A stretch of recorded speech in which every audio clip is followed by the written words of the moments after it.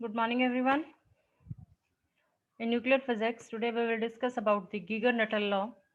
Basically जो दो scientist थे, इन्होंने अल्फा पार्टिकल्स के अल्फा डिके के बारे में, अल्फा की जो रेंज होती है और डिसइंटीग्रेशन कांस्टेंट होते हैं, उसके बीच में रिलेशन बताया था. This law gives the relationship between disintegration constant lambda of an alpha emitter and the range of alpha particle in air emitted by it. तो बेसिकली दोनों चीजें होती क्या है कि सपोज करो कोई भी आपके पास अल्फा पार्टिकल है. अब ये अल्फा पार्टिकल कहीं से तो इसका सोर्स भी है जहां से ये निकला है.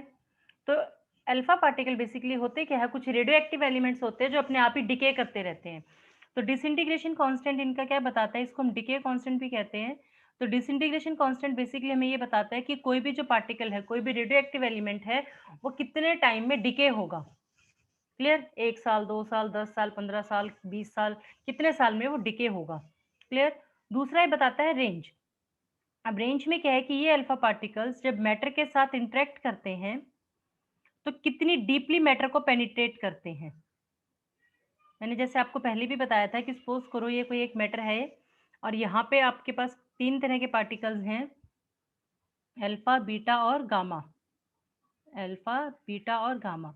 तो पेनिट्रेशन अल्फा की सबसे कम होती है, मतलब अल्फा ज्यादा इसकी वॉल्स को स्ट्राइक करेगा या यहाँ तक जा सकता है. बीटा थोड़े से और पेनिट्रेटिंग होते हैं तो यहाँ तक जा सकता है, और गामा हाईली पेनिट्रेटिंग होते हैं तो ये यहाँ तक मैटर को यहाँ लास्ट में भी जा सकता है और इसको क्रॉस भी कर सकते हैं. ठीक है, तो ये रेंज कि जहां से सोर्स आपका निकला और जहां तक वो गया, that is the range of alpha particles. Clear? कि अच्छा, यहाँ पे रेंज स्ट्राइक करने के बाद कितनी देर बाद ये डिके होगा, ये डिके हो जाएगा. उन दोनों के बीच में जो रिलेशन है that is given by Geiger-Nuttall law gives relationship between disintegration constant lambda and the range of the alpha particles. तो उसके लिए उसने क्या किया, एक्सपेरिमेंटल स्टडीज की, बहुत सारे एक्सपेरिमेंट्स किए और एक्सपेरिमेंटल स्टडीज के बेस पे गीगर ने रिलेट किया range of alpha particle in air and the initial velocity, कि जो वेलोसिटी है कि किस वेलोसिटी से जो अल्फा पार्टिकल है वो जा रहे हैं, उनके बीच में उसने एक रिलेशन किया. R is proportional to V nought cube, that is R is equal to A V nought cube. V nought R क्या है, मीटर में है, वी नॉट वेलोसिटी है मीटर पर सेकंड में, और ए कांस्टेंट है जिसकी वैल्यू है 9.6 इंटू 10⁻⁻24. इस रिलेशन को नाम दिया गीगर लो. क्लियर? तो रेंज उसने क्या बताया कि उसने रेंज और वेलोसिटी के बीच में उसने एक रिलेशन दिया. उसके बाद क्या हुआ कि जो इनिशियल काइनेटिक एनर्जी थी अल्फा पार्टिकल्स की, that was given by half M V nought square. तो अब यहाँ से वी नॉट स्क्वायर की जो वैल्यू है वो हम यहाँ पर पुट करेंगे. तो यहाँ से हमारे पास इस इक्वेशन को अगर हम यूज करते हैं तो जो गीगर लॉ है that will becomes R is equal to 0.00318 E nought 3/2, क्योंकि एम क्या है, मास है अल्फा पार्टिकल्स का. तो यहाँ से जो रिलेशन आया इसको हम कहते हैं इम्पेरिकल फॉर्मूला. इसको हम कहते हैं इम्पेरिकल फॉर्मूला. इम्पेरिकल फॉर्मूले का मतलब क्या होता है कि जब बहुत सारे एक्सपेरिमेंट्स अलग अलग पैरामीटर्स पे एक्सपेरिमेंट्स को करके जो एक यूनिक सा एक अलग सा जो रिजल्ट, जो कंबाइंड रिजल्ट निकाला जाता है. ठीक है, तो यहाँ से एक रिलेशन आ गया हमारे पास. यहाँ से क्या रिलेशन आया था कि जो आर है that is proportional to velocity, और यहाँ से क्या आ गया कि range is proportional to energy. ठीक है, प्रोपोर्शनलिटी दोनों की उसका स्क्वायर था, इसकी 3/2 थी. अब क्या किया उन्होंने, उन्होंने by using the values of range given by this equation, कि जो यहाँ से जो रेंज आई थी, यहाँ से देखो एनर्जी हमें पता है पार्टिकल्स की क्या है, तो यहाँ से उन्होंने रेंज फाइंड की.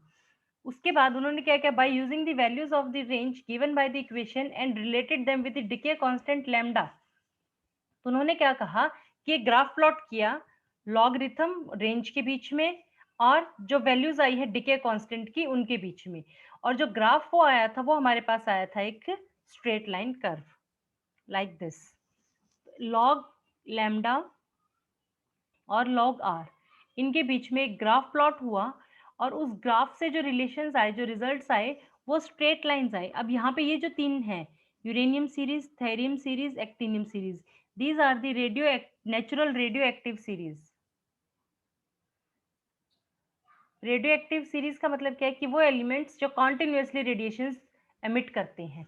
रेडियो एक्टिव एलिमेंट्स कौन से होते हैं, वे एलिमेंट्स जो कॉन्टिन्यूसली रेडिएशन को एमिट करते हैं, उनको हमें बाहर से कुछ नहीं देना पड़ता. तो ये 3 जो है ये नेचुरल रेडियो एक्टिव सीरीज़ है, यूरेनियम, थोरियम और एक्टिनियम। तो जब इन्होंने ग्राफ प्लॉट्स किया तो ये स्ट्रेट लाइन आया हमारे पास, और इस स्ट्रेट लाइन की जो इक्वेशन ऑफ स्ट्रेट लाइन हमें पता है, तो log lambda is equal to a log r plus b। ठीक है, ये इक्वेशन थी। This equation is known as Geiger Nuttall law. क्यों? क्योंकि गीगर-नटल लॉ ने किस किस चीज के बीच में रिलेशन बताया था? डिके कांस्टेंट लैम्ब्डा और रेंज के बीच में उसने रिलेशन बताया था, that is log of lambda is equal to a log r plus b, that is Geiger Nuttall law. इन दोनों के बीच में उसने रिलेशन बताया था। अब इसकी इंपॉर्टेंस क्या है कि गीगर-नटल लॉ से हमें पता क्या चलता है? अभी कहते हैं कि जो empirical law given by Geiger Nuttall law can be used to determine decay constants. अब हम ये बता सकते हैं कि कौन सा जो रेडियोएक्टिव एलिमेंट्स है वो कितनी देर में डिके होगा। उसके लिए क्या होगा कि जो रेंज है, ये रेंज जो है ये एक्सपेरिमेंटली हम प्रूव कर सकते हैं, एक्सपेरिमेंटली हम बता सकते हैं। हमने एक मैटर लिया, उस पे अल्फा पार्टिकल्स डाला। ये देखिए, मैं अगर यहाँ पे इसको ड्रॉ करके बताती हूँ। सपोज करो ये कोई भी एक एलिमेंट लिया हमने, ठीक है, और यहाँ पे हमने यूज किया अल्फा पार्टिकल। तो अब हम एक्सपेरिमेंटली जो अल्फा पार्टिकल है वो हम एक्सपेरिमेंटली देख सकते हैं कि ये पार्टिकल कहाँ तक जाएगा, यहाँ तक जाएगा, यहाँ जहां तक भी जाएगा। तो ये जो डिस्टेंस है आर रेंज, ये हम कैलकुलेट कर सकते हैं experimentally.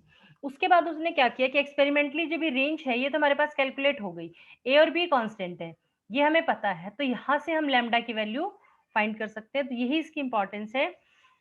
We can find the decay constants of many radioactive substances. The range in the air of alpha particles emitted is determined experimentally. Then decay constant of source of these emitting is determined from the corresponding straight line given in the curve. Clear? Examination point of view से अगर हम इसको देखते हैं तो 3 से 4 number का question Geiger-Nuttall law का आपके पास एग्जाम में जरूर आता है। बहुत ज्यादा मुश्किल नहीं है, एक छोटी सी इक्वेशन है, एक छोटी सी डेरिवेशन है, जो कि हमें रिलेशन बताती है रेंज ऑफ अल्फा पार्टिकल्स की जो एयर में आते हैं होते हैं, दूसरा और उसके बीच में डिके कांस्टेंट की कितनी देर में ये डिके करता है।